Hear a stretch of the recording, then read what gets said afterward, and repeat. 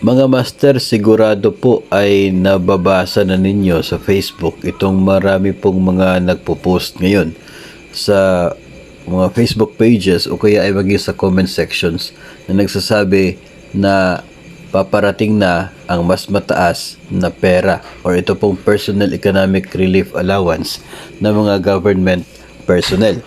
Tayo po mismo mga master ay marami na po tayo natanggap na mga tanong sa atin pong Facebook page kung totoo po ba na magkakaroon ng pagtaas ng pera ngayon pong taon o kaya ay ngayong buwan o sa susunod na buwan. Ay ako po ay hindi po ako nag-post ng tungkol po dyan mga master kasi wala po tayo nakita ng legal basis, at sa episode na ito ay atin pong sasagutin. Magkakaroon po ba talaga ng pera increase ngayong buwan na to o sa susunod na buwan? Ay ang sagot niyan mga master ay hindi po tayo sigurado. Well, anyway, ang makakasagot talaga niyan ay yung mga nagpo-post po.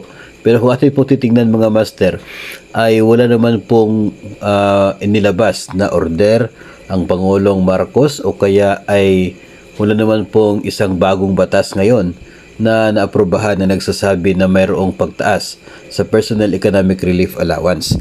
In fact, mga master, sa Senado po ay mayroon pong 5 na mga Senate bills. Again, mga Senate bills pa lamang po ito, mga proposal pa lamang na magiging batas. Ang mga ito mga master ay pari-pareho po na ang gusto taasan ang Personal Economic Relief Allowance.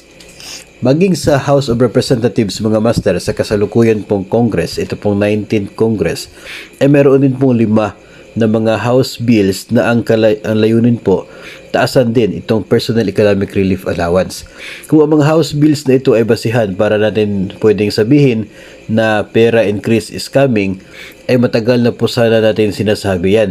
Kasi in reality po, in the past Congress, maging sa 18th Congress, sa House of Representatives ay mayroong 7 na mga House bills na gustong taasan ang pera. Noong 17th Congress, mayroon din pong 7 na mga House bills na nais din taasan ang Personal Economic Relief Allowance. Pero hanggang sa ngayon mga master, itong mga House bills po ng mga nagdaang Congress at maging itong mga na-file ngayon, pare-pareho po lahat na nakapending pa yan sa committee. Sa House of Representatives ay nakapending sila sa Committee on Appropriations. Andoon naman po sa Senado ay pareho din po nakapending sa committee rin po. So, in short, mga master, sa ngayon, wala pa pong approved na bill sa both houses of the Congress, sa House of Representatives at sa Senado. Wala pa pong aprobado sa kanila na bill na ang layunin ay taasan itong Personal Economic Relief Allowance. So, paano ba magkakaroon ng pera increase kung wala naman pong bagong batas na nilagdaan para dyan? Kung wala pong order ang Pangulo tungkol dyan. So, ano po yung magiging legal basis ng mga sinasabi nila na pera increase is waiving? So, sa atin dito mga master, tayo po ay naniniwala na meron po talagang 2 basic requirements para mangyayari itong mga pagtaas ng sahod, pagtaas ng mga benepisyo. Number 1 po dyan mga master ay ito pong legal basis. Yung legality ng isa pong pagpapatupad ng pagtaas ng sahod o benepisyo. Hindi po kasi yan automatic na nangyayari at hindi po kasi yan dictated by the agency alone. Yun po mga master ay nangangailangan ng legal basis. And pangalawa po na requirement ay ito pong financial capability ng isa pong ahensya o kaya ay ng gobyerno. For an agency mga master, kinakailangan po na mayroon pong enough na pondo, mayroon po tayong nakasaad na funding source doon po sa order na siya pong basis kung saan po kukunin yung pondo para sa sinasabing pagtaas ng sahod o kaya ay benepisyo. So sa case na ito mga master, wala po tayong nakikita na balita na mayroon talagang legal basis na basihan tungkol po sa pagtaas ng Personal Economic Relief Allowance. Kahit nga po itong pagtaas ng sahod dulot ng 4th tranche, ito po ay expected na ng lahat, pero binabalita po ito sa mainstream media o maging sa mga telebisyon at sa iba't ibang mga ito pong mga malalaking media companies. how much more kapag biglang magtaas ng personal economic relief allowance? Hindi po pwede na makaiwas yun sa scoop ng mga reporters o kaya ay ng mga media men. So, hindi po pwede na bigla na lamang magtataas ng pera na wala pong pagtalakay niyan o wala pong maibalitan yan sa telebisyon, sa newspaper o kaya ay maging sa website mismo ng mga legitimate na mga media companies. So tayo po mga master ay naniniwala na kung sakali po magkakaroon ng pera increase, yun po ay magiging laman ng balita sa loob po ng mga ilang araw bago po ang implementasyon yan. So kaya nga po tayo ay medyo doubtful dito po sa mga nagsasabi na magtataas daw ng pera up to 4,000 o kaya ay 5,000 dito pong Enero o kaya dito pong Pebrero. At abang-abangan daw mga master.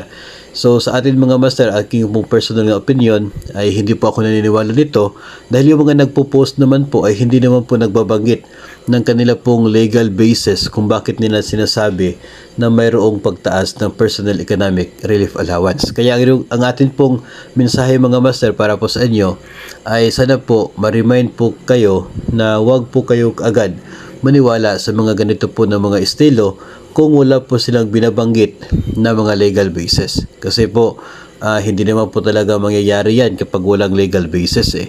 Kasi kung isa pong agency ay talagang ipagpumilit na magbigay ng mas mataas na pera kahit walang legal basis, yun pong pera na yun ay ipapabalik lang din naman po ng mga personnel. Ipababalik po yan ng COA kapag yun po ay makikita. So talaga pong walang takas dito. Kinakailangan po natin ng legal basis bago po tayo magtaas ng sahod o kaya ay ng benepisyo ng mga personnel, especially po ng mga personnel ng gobyerno. So, ito po ay aking personal opinion lamang. So, maaari naman po kayo magtanong doon po sa mga tao na nagpo-post nito tungkol sa pera increase.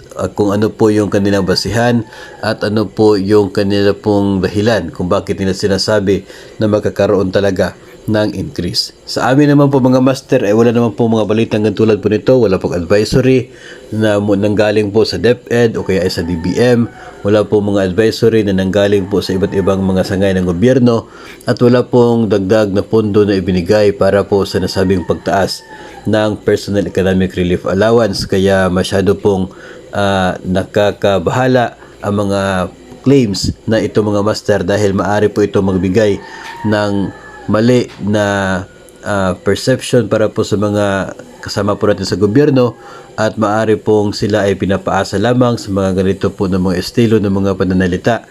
At tayo po ay nais po naman po natin na ma-educate yung lahat na dapat po tayong maniniwala lamang kapag mayroon po mga nakasite na mga basihan, mga legalidad tungkol po sa mga claims, especially po sa ganito pong bagay. So, make sure na kayo po ay nakasubscribe dito sa ating YouTube channel at i-follow na rin ang ating Facebook page para updated po kayo sa ating mga susunod na videos. Maraming salamat at keep safe everyone.